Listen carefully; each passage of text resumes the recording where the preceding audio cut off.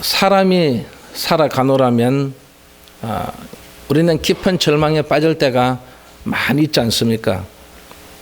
이때마다 요즘 우리가 알고 보니까 이것이 무엇이냐면 스트레스였습니다.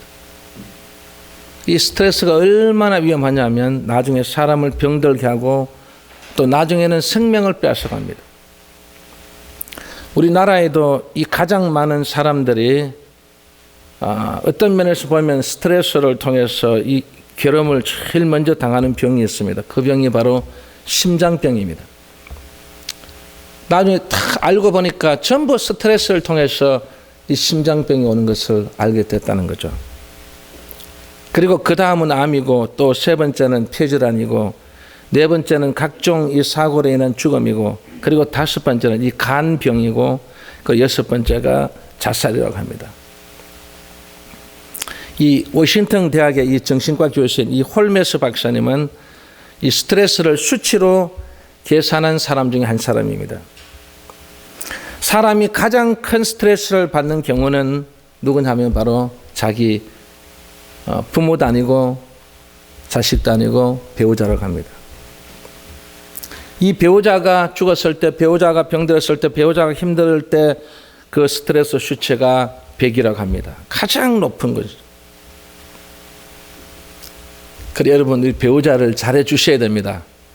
이 스트레스 받지 않도록 오래오래 살다가 여러분 같이 함께 이 세상을 떠나고 천국 가면 얼마나 좋겠습니까?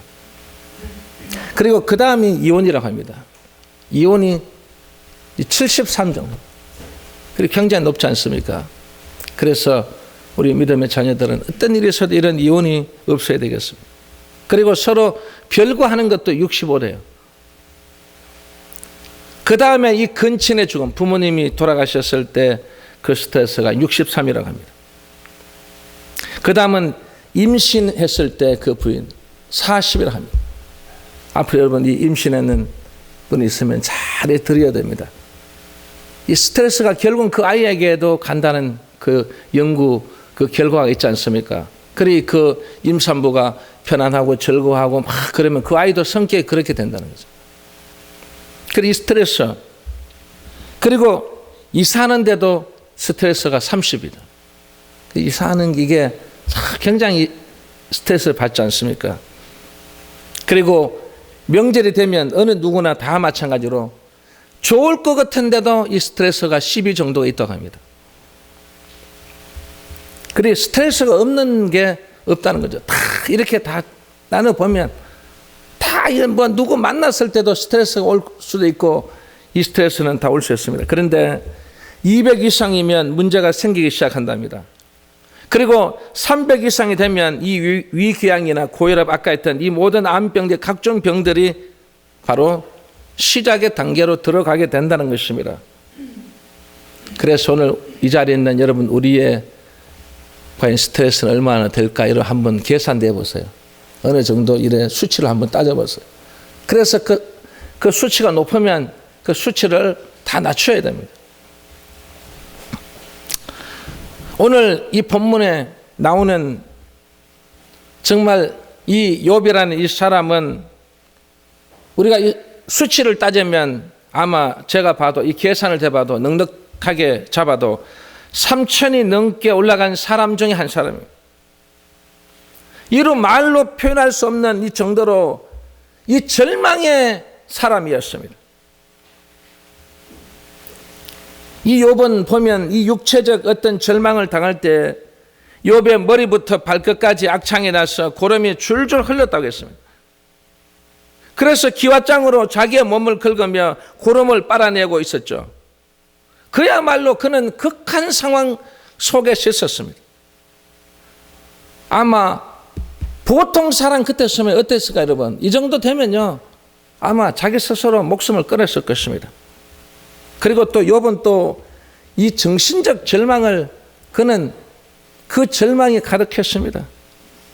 왜냐하면 이 사랑하는 자녀 10명이 한꺼번에 죽었지 않습니까? 우리가 이 홀메스 박사의 수치에 의하면 단번에 이 자녀 10명은 하더라도 630 올라가지 않습니까? 아마 이 정도 되면 여러분 미쳐버릴 것입니다. 욥의 정신적 절망을 이 욥기 19장은 이렇게 전하고 있습니다. 친척이 욥을 버렸다고 했습니다. 친구들이 욥을 버렸고, 그리고 계집 종들이 이 욥을 모른 척합니다. 종들이 불러도 대답하지 않습니다. 그리고 사랑하는 아내도 욥을 버렸다고 했습니다. 어린 아이들이 조롱을 하고 있습니다. 사랑하는 사람들이 욥을 상종하지 않았다고 했습니다. 이 정도라면 욥으로서 끝장난 절망에 처하게 되었지 않습니까? 욥은 또 영적 이 절망을 오늘 이 본문에 보면 8절과 9절에 보면 내가 앞으로 가도 그가 아니 계시고 뒤로 가도 보이지 아니하며 그가 왼편에서 일하시나 내가 만날 수 없고 그가 오른편으로 돌이키시나 배울 수 없다는 거죠. 하나님을 만나려고 여기저기 찾아보아야 하나님은 욥에게 나타나 주시지 않았다는 뜻입니다. 이같이 욥에게 갑자기 찾아온 이 육체적 절망, 정신적 절망, 영적 절망은 가히 짐작을 초월할 정도였다고 했습니다. 이런 깊은 절망 속에서도 욥은 어떻게 해서 증거 같은 믿음을 가졌냐 말이죠.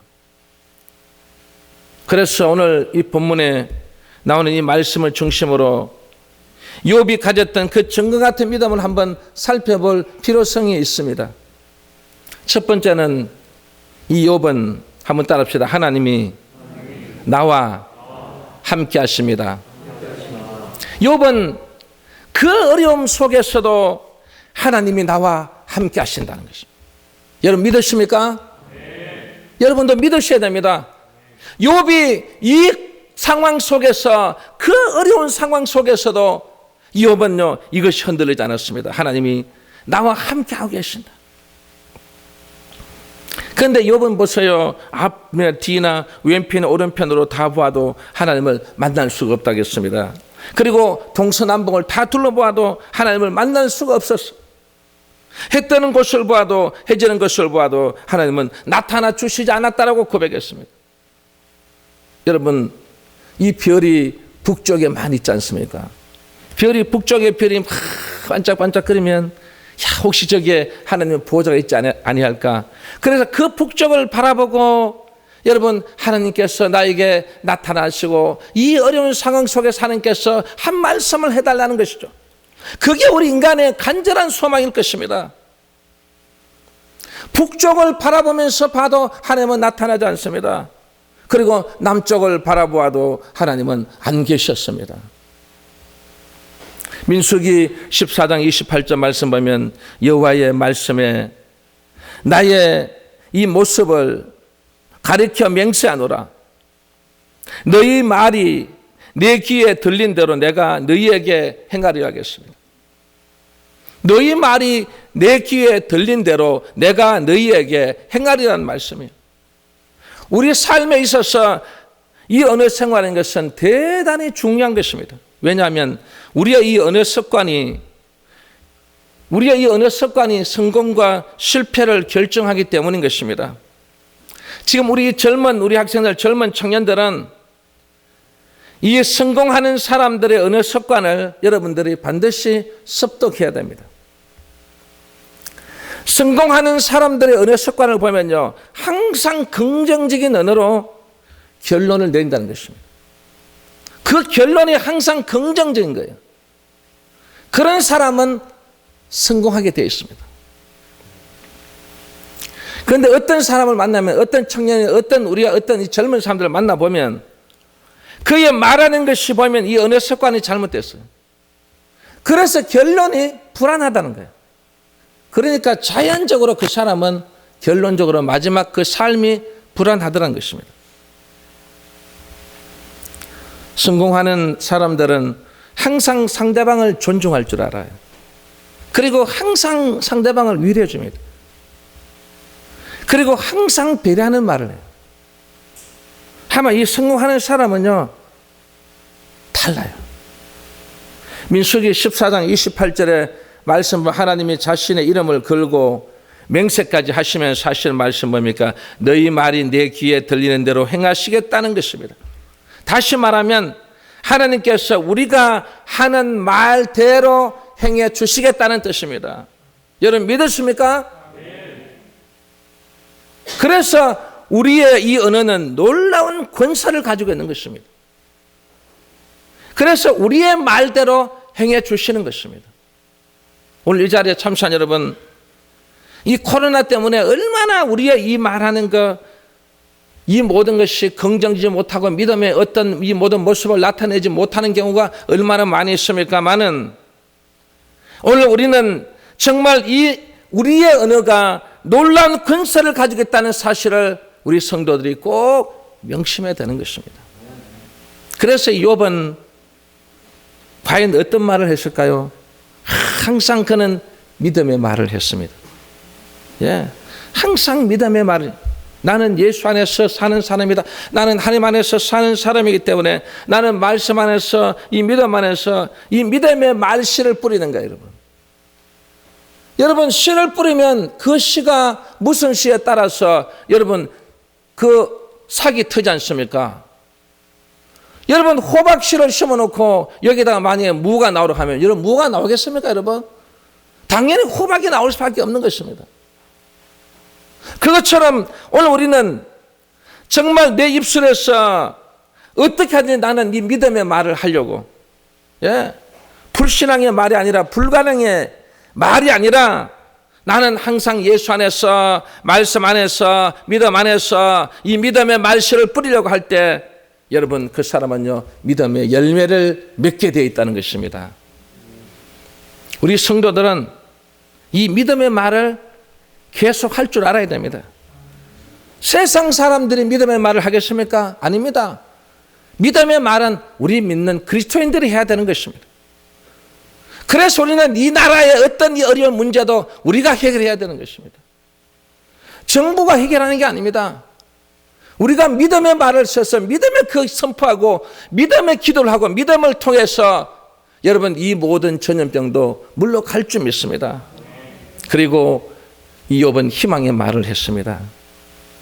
믿음의 이 영웅들은 한결같이 보면 소망 중에서 즐거워한다 했어요. 여러분 소망이란 이 소망이 항상 좋은 일만 있는 게 아니에요, 여러분. 소망이지만 이 소망이 이 속에는 어려운 문제도 많이 있습니다. 좋은 일도 있지만 안 좋은 일도 너무나 많이 있습니다. 그 속에 소망 속에서 여러분 즐거워한다는 것입니다. 즐거워한다는 것입니다. 즐거워하는 사람은요 희망의 말을 하게 되어 있습니다. 이 어려울 때도 하나님이 주시는 정말 이 소망이 있는 자들은요 절대로 좌절할 말, 절망적인 말을 하지 않는다는 것입니다. 여러분 그래서 오늘 우리는 희망의 말을 많이 해야 됩니다.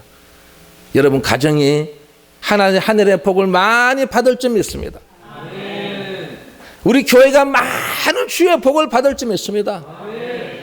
그리고 이 나라 민족이 많이 복을 받을 줄 믿습니다. 한국 교회가 뭐 이런데 저런데 그렇지만 결국은 하나님께서 여러분 우리 한국 기독교를 외면하지 않으신다는 것입니다. 오늘 제가 이 말씀이 끝났을 때 보면 절대로 우리 한국 교회, 이 나라 민족, 여러분 가정, 우리 교회 절대 버리지 않는다는 것을 보여주고 있습니다. 그리고 이욥은 사랑의 말을 했습니다. 상대방의 입장을 나의 입장으로 생각하는 이 마음이 사랑의 마음이지 않습니까? 어느 누구에게도 자기를 배신하고 자기를 외면하고 자기를 해도 그는 항상 사랑의 말을 했습니다. 욥이 오늘 이 본문 말씀 속에 핵심되는 말씀 있죠. 나의 가는 길을 오직 그가 하시나 그가 나를 단련하신 후에는 내가 정금같이 순금같이 나오리 하겠습니다. 하나님은 지금 내게 안 보이지만 날 위하여 정금으로 만들려고 나와 함께 하심을 분명히 믿었다는 것입니다. 여기 정금으로 이 순금으로 만들어지면 어떻게 되는지 아십니까? 이 순금으로 만들어지면 낮아져 있다는 뜻입니다. 낮아져 있어요. 낮아져 있는 사람은요 두려움이 없어요. 낮아져 있는 사람의 특징은요 전혀 두려움이 없어요. 여러분 돈이 많다가 돈이 한순간에 없어져 보세요. 그걸 적응하려면요 얼마나 힘든지 몰라요. 그런데 없는 사람은요 없이 사는데 그런 마음 전혀 없어요. 없는 사람은 전혀 여러분 그것 때문에 두려울 일이 없는 거예요. 많이 가지고 있기 때문에 두려운 거예요. 왜 그럴까 여러분? 혹시 이걸 놓칠까 봐, 이걸 혹시 빼앗길까 봐, 이것이 어떻게 잘못될까 봐. 그래서 사람의 마음속에 두려움이 있는 거예요. 예? 그래서 사람이 잘못한 사람이 두렵지, 두렵지 않는 사람은요 아무리 거짓말 탐지기를 갖다 대도 아무런 이상이 없는 것입니다. 그래서 높아지려고 할 때는요 발버둥을 치죠. 그리고 남에게 피해를 주는 것입니다. 그런데 낮아지는 사람은요 하나가 돼요. 낮아지는 사람은 하나가 돼요. 연합이 안 되는 이유가 뭔지 아십니까? 두 가지. 하나는 다툼과 하나는 경쟁심 때문인 것입니다. 정금으로, 이 순금으로 만들어진 성도는요 이 다툼과 경쟁이 없어진다는 것입니다. 아직도 다툼과 경쟁심이 있다는 것은 아직 순금으로, 이 정금으로 되어 있지 않다는 것을 보여주는 것입니다. 오늘 이 자리에 참석한 우리 사랑하는 성도 여러분, 우리는 이런 정금으로 순금으로 되어 있지 아니하지만 그러나 하나님께서 우리들과 함께 하심을 분명히 믿어야 될 줄 믿습니다. 하나님이 우리와 분명하게 함께 하신다는 거예요. 어떤 사냥꾼이 자기 아들을 데리고 사냥하러 깊은 산속으로 들어갔어요. 마침 폭풍우가 몰아쳐서 도저히 사냥할 수 없고, 그래서 이 사냥꾼과 자기 아들은 비를 피해서 동굴 속에 들어갔습니다. 좀처럼 비가 그치지 아니하니까 어쩔 수 없이 이 동굴 속에서 하룻밤을 지내게 됩니다. 그 동굴 속에서 무서워하고 움츠리고 춥고 정말 추워서 벌벌 떨면서 있었지만 그러나 드디어 아침이 왔습니다. 그런데 아침에는 고요한 아침이에요. 그리고 아침에 막 태양이 막 떠올라서 얼마나 그 빛이 반짝반짝 비치는지. 그래서 아들과 아버지는 동굴을 나와 걸었습니다. 그때 아들이 아버지에게 이렇게 말합니다. 아버지, 우리가 동굴 속에서 떨고 있는 이 간밤에 하나님은 무엇을 하고 계셨을까요? 이 질문을 하는 거예요. 아버지는 웃으면서 얘야, 하나님은 우리와 함께 하시면서 고요한 좋은 아침을 만들고 계셨단다. 여러분 마음에도 이 아들 속에 하나님이 이렇게 폭풍우 속에서도 우리와 함께하고 계시고 그리고 이렇게 좋은 아침을 만들고 계신다는 것이 여러분 마음에 확신이 오시냐 이 말이에요. 하나님은 우리에게 나타나지 아니할 때도 우리와 함께 계셨으며 좋은 아침을 만들고 계신다는 말이에요. 여러분 상황도 마찬가지예요. 여러분 어떤 일이 있어도 여러분에게 좋은 모습으로 하나님께서 만들어 주시려고 지금도 그분은 일하고 계신다는 것입니다. 욥은 이 사실을 조금 더 의심하지 아니하며 우리 언어도 믿음의 말을 하며 희망의 말을 하며 이 사랑의 말을 하면서 우리들을 정금같이 만들어져서 완전히 낮아지는 모습을 기다리고 계신다는 것입니다. 야곱이 자기의 생명을 위협하는 이 형 에서를 피해서 지팡이 하나만 가지고 도망갔어. 그런데 밤이 돼서 이 베델에 와서 해가 저물어서 어쩔 수 없이 돌을 베개하고 잠이 들었습니다. 야곱은 잠이 들었는데 보니까 사닥다리가 야곱부터 하나님까지 놓여지고 그 위에 천사가 오르락내리락 하는 것을 보았다 하겠습니다. 야곱은 혼자 도망가는 것 같았는데 하나님이 이곳에 계시다는 것이죠. 그는 깜짝 놀라서 그는 이렇게 고백합니다. 창세기 28장 16절에 보면 하나님께서 과연 여기 계시거늘 내가 알지 못하였도다 했습니다. 하나님은 여기 계시는데, 여러분 가정에 계시는데, 여러분 사업장에 계시는데, 여러분 자녀들과도 함께 하시는데, 이 나라 민족에도 함께 하시는데 우리가 알지 못한 거예요. 여러분 알지 못한 거지. 하나님이 안 계시는 게 아니라는 것입니다. 야곱을 이 모르는 동안에도 하나님은 계속해서 우리 야곱과 함께 하셨습니다. 오늘 이 자리에 참사 여러분, 야곱처럼 어떤 외로움에 처해있고 모든 어려움이 있고 어떤 상황이라도 하나님은 여러분과 함께하고 계신다는 사실을 꼭 명심하고 믿어야 될 줄 믿습니다. 두 번째, 욥은 한번 따라합시다. 하나님의 훈련성을 믿었습니다. 바로 하나님의 훈련성이에요. 나의 가는 길을 오직 그가 아시나니 그가 나를 단련시킨 후에는 내가 증문같이 나오리 하고 욥은 고백했습니다.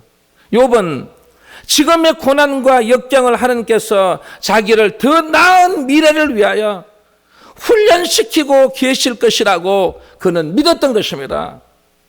욥은 하나님이 자기를 훈련시키고 계시는 그 기간이기 때문에 나는 믿음으로 참고 나가면 반드시 증거같이 나올 때가 있을 것이라는 이 소망을 욥은 잃지 않았다는 것입니다. 여기에 순금은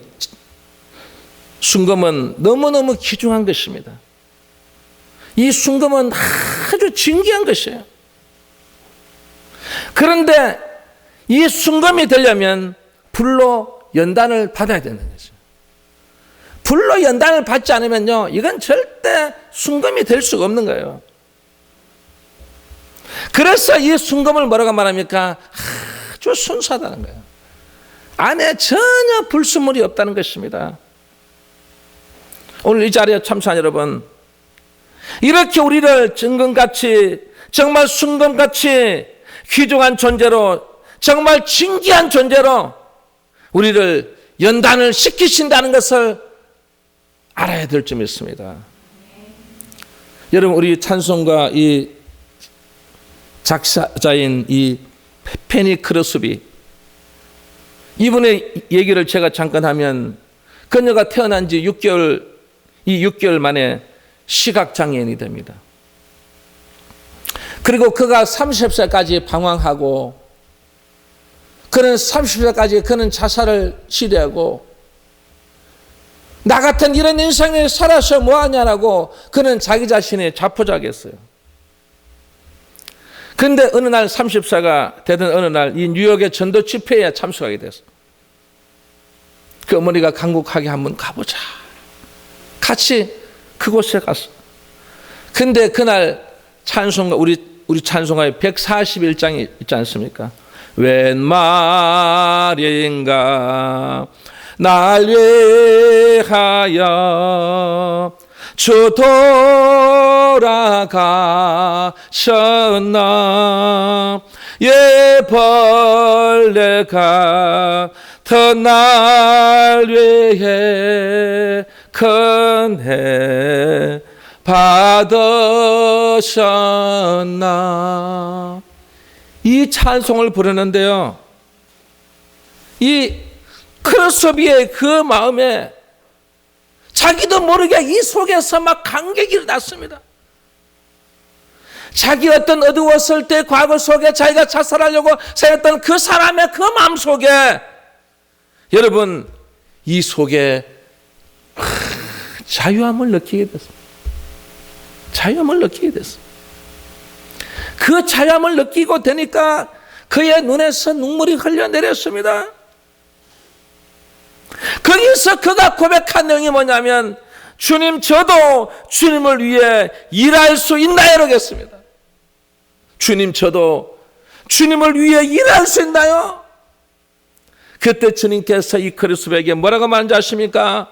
내가 너에게 시를 쓰고 노래를 짓는 재능을 내가 주지 않았느냐, 이 말이에요.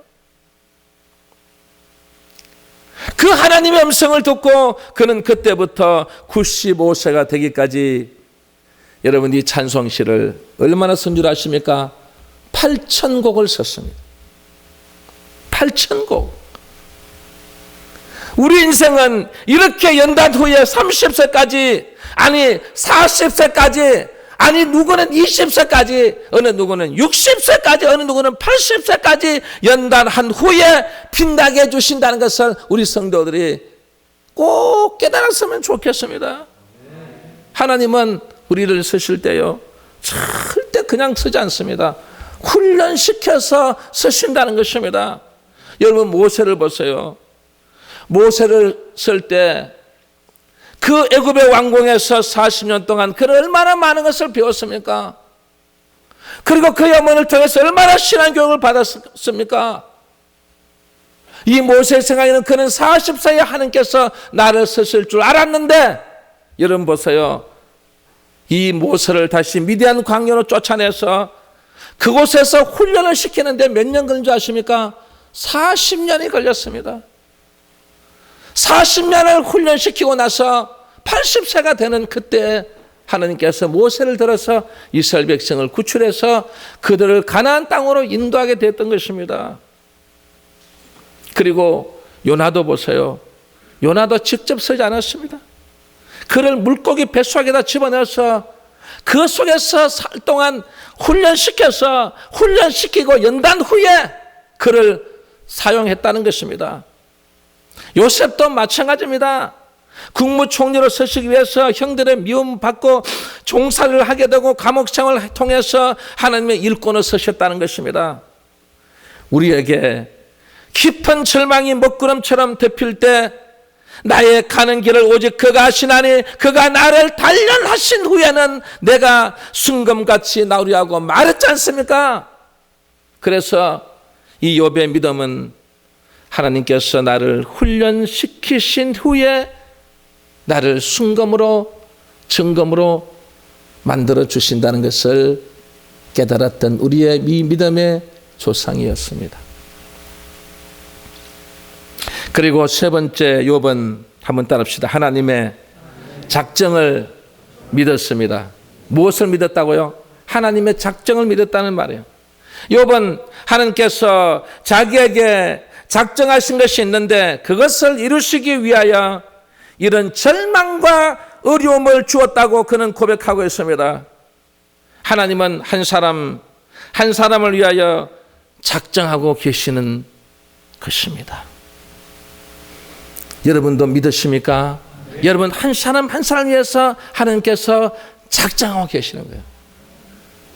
그때까지 기다리시기 바랍니다. 이 농촌 마을에 이 교회가 세워지고 그리고 이제 믿는 사람들이 들어와서 이제 교인들이 형성이 되고 성탄절이 뭔지를 알게 됐지 않습니까? 저도 마찬가지로 어릴 때 이 성탄절이 되면 항상 가장 설레이는 게 뭐냐면 새벽성을 도는 거예요. 여러분, 새벽성을 몇 시에 도는지 아시죠? 새벽 3시에서 4시 사이에. 그러니까 새벽 3시까지 4시까지 막 같이 올라이트를 하는 거예요. 그 추운 겨울에 뭐 같이 앉아서 먹을 게 뭐가 그리 있겠어요. 같이 함께 이렇게 막 밤에 놀고, 그리고 이제 새벽에 되면 이제 이 주의 종이 이제 노래를 같이 하는 거예요. 여러분, 새벽성 돌 때 노래 뭐 여러분 다 알잖아요. 여러분, 뭐 새벽에 조용하니까 고요한 밤 부르죠. 아니면 기쁘다 구주 오셨네 부르죠. 이걸 노래를 이제 다 연습을 해서 이 교회도 마찬가지로 이제 막 이제 도는데, 그러니까 옛날에는 저희들 때는 이 믿는 사람 가정들만 돌았지만, 그러나 그 전에는요, 안 믿는 사람들에게도 가정에 갔어요. 막 가서 찬송을 새벽에 막 그래주면 메리 크리스마스 이러면요, 그분들이 막 그래 보면 자기들 집에 있는 거, 어떤 분은 고구마를 주고, 어떤 분은 뭐 살을 주고, 어떤 분은 뭐 여러분 뭐 다른 옥수수를 주고, 이렇게 우리가 그 다 이렇게 안 믿는 분도 주시잖아요. 그래서 그때 그 상황인데, 이 교회도 마찬가지로 지나다 보니까 이제 무당집이었어요. 무당집. 그래서 무당집에 어떻게, 여기 무당집에 우리 막 지나가자, 아직 좀 뭐가 끈적하다. 근데 아니야, 우리 같이 함께 무당집에도 우리가 함께 우리 함께 이 복을 주자고. 그래서 주님의 오심을 우리가 나타내자고. 그래서 무당집 앞에 또 가서 딱 하는데 보니까 세상에 그 새벽에 막 징을 치는 막 소리가 막 들리고 막 그냥 그 새벽에도 보면 우리는 성탄절이라서 성탄절 우리 찬양하는데 그들은 막 징을 치고 막 지금 막 거기도 완전히 한마디면 그거야. 그래서 이 우리 믿는 사람들이 다 앞에 가서 고요한 밤, 거룩한 밤, 그리고 막 깃바다 곧 오시나 봐. 찬양하고 있는데 세상에 어떤 한 사람이